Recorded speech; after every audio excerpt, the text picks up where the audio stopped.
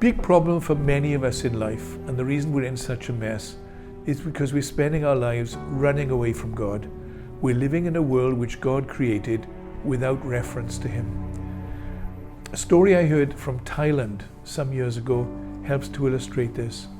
It's a story of a young man who went away to study, away from his parents, didn't really get on with his parents, and was desperate to get away from home. Went away to study for 3 years, made no contact with his parents in that time, and then stayed in the city where he'd been studying for a further 10 years.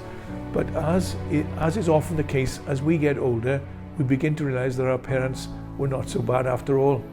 As he was getting older, he was fearful he might have lost contact with his parents and that they might die before he could see them again. So in those days, it was, instead of sending emails, people sent telegrams, which were very rapid. So he sent a telegram to his parents saying, "Coming home, if welcome, put a white handkerchief on the tree." That's because there was a tree in his house which backed down onto the railway line.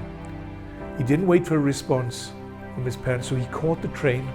But as he was getting nearer the house, he became more and more nervous. There was an elderly man sitting opposite him. He said, "Is there a problem?"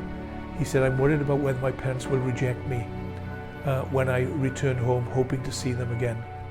Then he bowed his head, part in fear, part in shame.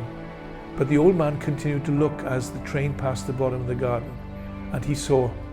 The young man didn't look up, so the old man tapped him on the shoulder and he said to him, "You can look up now. There's no white handkerchief, unfortunately, blowing in the wind on the tree, but there are 3 white blankets blowing in the wind. I think your parents are saying, 'Welcome back.'" That's the message which screams to us from the Bible.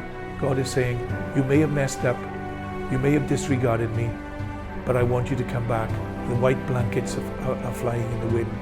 Return home, repent, believe in Jesus Christ, be saved, and know what it's like to be adopted into my family.